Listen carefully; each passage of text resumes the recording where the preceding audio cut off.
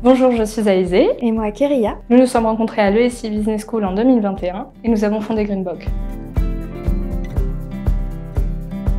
La naissance de Greenbock, elle a commencé dans un cours de design thinking, là où on a pu rencontrer André, et nous avons étudié les produits à emballage à usage unique. Donc la pollution de plastique, elle va impacter la biodiversité, notamment marine, et aussi la santé humaine. Il y a un camion poubelle de plastique qui est jeté dans l'océan à chaque minute, et afin de lutter contre cette pollution plastique, il faudrait passer par des filières de réemploi. Donc 40% des emballages à usage unique ont concerné les emballages alimentaires, d'où l'intérêt de mettre en place des filières de réemploi avec les acteurs de l'événementiel et de l'alimentaire.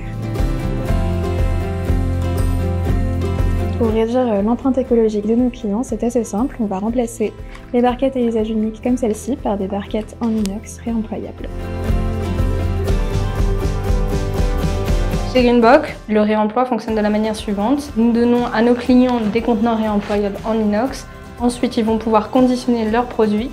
Vous, en tant que client, venez acheter, consommer ce produit, puis le rendez en magasin. Nous venons faire la collecte pour ensuite procéder au lavage et nous répétons la boucle.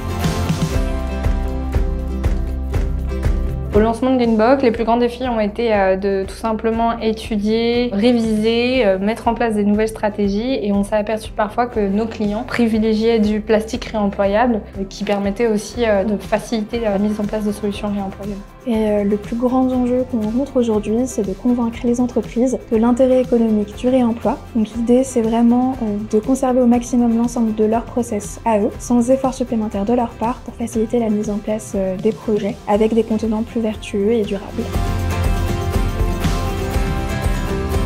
Au sein du projet Greenbock, on est 5. On a André à la présidence, on a Kéria en tant que chargée des partenariats et des financements, moi-même en tant que chargée de communication et de marketing. On va avoir Tom qui est ingénieur électronique, qui va s'occuper de toute la partie informatique et des systèmes électroniques. Et enfin Rui qui est notre designer industriel chargé de la recherche et du développement. Alors mon conseil à moi, ce serait de se lancer dans un projet qui tient à cœur et de ne surtout pas rater des opportunités par peur de l'échec. Et de mon côté, de ne pas hésiter à solliciter des personnes plus expérimentées pour avoir des retours d'expérience et de bons conseils. Et n'hésitez pas à nous suivre sur les réseaux ou notre site internet. À bientôt!